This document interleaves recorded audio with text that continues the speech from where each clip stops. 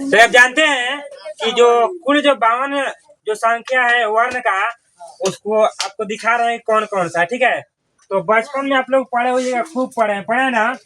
और आप पढ़े हैं ना जी, इसको बोलते हैं स्वर वर्ण। अ आ हर्षई दीर्घई हर्षौ दीर्घौ री ए ऐ ओ अन। ठीक है, चलिए स्वर वर्ण हो गया। अब आते हैं क में। क ख ग घ अंग अंग। ठीक है, इसका संख्या कितना हो गया? 5 हो गया। कितना हो गया? इसको कवर्ग कहते हैं। क्या कहते हैं? कवर्ग। कवर्ग कहते हैं। उसका होता है क्या? च छ ज झ य। इसको बोलते हैं चवर्ग कहते हैं। क्या कहते हैं? इसकी भी संख्या कितनी होती है? 5। उससे होता है तवर्ग। त थ द ध अड़। इसको बोलते हैं तवर्ग कहते हैं। हाँ, तवर्ग कहते हैं। इसकी संख्या 5। पूछेगा एग्जाम में कि कवर्ग किसे कहते हैं, तो क ख ग घ अंग को कवर्ग कहते हैं। कवर्ग की कुल संख्या 5। चवर्ग किसे कहते हैं? च छ ज झ य को चवर्ग कहते हैं। चवर्ग की कुल संख्या 5। कवर्ग कवर्ग कवर्ग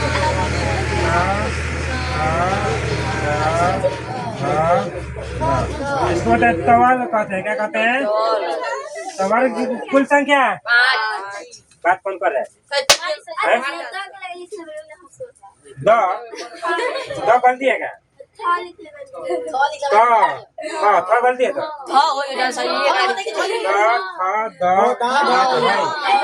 ई कहिए ना कि ध के जगह पर द लिखा हुआ था। मिस्टेक हो गया। हो गया? तो इसको बोलते हैं तवर्ग कहते हैं। क्या कहते हैं? तवर्ग कहते हैं। चलिए, इसकी भी कुल संख्या कितने होते हैं? 5। अब आते हैं पवर्ग पे। प फ ब भ म। इसको कहते हैं पवर्ग। क्या कहते हैं? पवर्ग की कुल संख्या 5। अब पढ़े यार वाला पढ़े नु। ये टोटल पहले इसको कितना हो गया? 25 हो गया। 5 5 10 15 20 25 25 हो गया। इधर लिखे हुए हैं आ, ये हो गया कितना? 13 हो गया। टोटल कितना हो गया? 13 हो गया। और इसमें देखो शामिल है तो 13 को हो गया। चलिए अब आते हैं यार लो में। या र ल व लालिसा मुदांसा दंसा और छोटा का रहा होता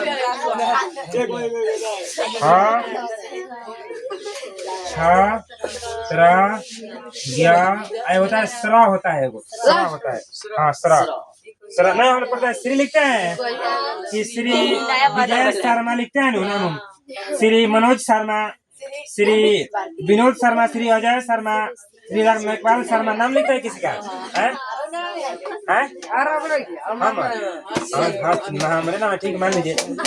बड़ा जो आदमी है ना उसको संबोधित करने से पहले श्री लगाते हैं। क्या लगाते हैं? श्री। महान आदमी जो है अपने से बड़ा जो आदमी उसको रिस्पेक्ट देते हैं तो लगाते हैं श्री। तो ये सरा रहा है कि नहीं? तो बड़े लड़का को जब पढ़ाया है 11 लगा तो उसमें नहीं सिखाया था, लेकिन आगे चल करके श्री सिखाया था। तो ये सरा है।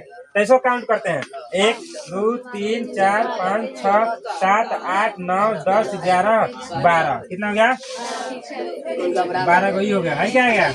13 को आ गया। देखिए इसके आगे और ही पढ़ना है।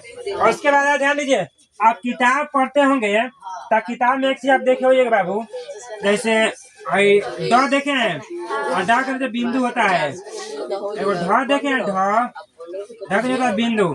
तो ये टटरा पढ़े तो इसमें नहीं आएगा, टटरा पढ़े तो इसमें नहीं आएगा, इसमें भी नहीं आएगा। ठीक है, लेकिन जब किताब पढ़ते हैं इसको अलग से लिया गया, अरबी भाषा से इसको लिया गया है, कन्नड़ से अरबी से लिया गया है।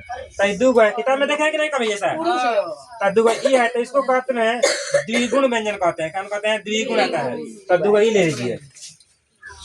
ठीक है, दो ही ले लीजिए। चलिए देखिए तो हो गल बावन मान को जोड़ लिए क्या? हाँ जोड़ लिए वाह तो हम जोड़ देखते हैं। हो जाई 3 और 5 8 8 और 2 10 और 2 12 के हाथ में 1 आई एगो आई दूगो कई भाई 3 गो आई भाई 4 गो आई भाई 5 गो। बावन हाथ रखा के समझ गए? 100 दिए दो ये 52 संख्या बात क्यों कोई एक 52 कैसे होता लिख तुमने दिखाई दे भाई 52 तो आप समझे कि नहीं कि हिंदी में कुल जो वर्णों की जो संख्या होती है कितने होते हैं? 52। भले इसको अलग अलग बांटा गया है कि स्वर्ण है व्यंजन है अलग बांटा गया है ना, लेकिन कुल का है कुल मतलब सब मिला के क्या हो रहा है? अच्छा उसके बाद जब स्वर वर्ण का संख्या 11 को निकल जाएगा तो कितना बचेगा व्यंजन का? 41 बचेगा नहीं।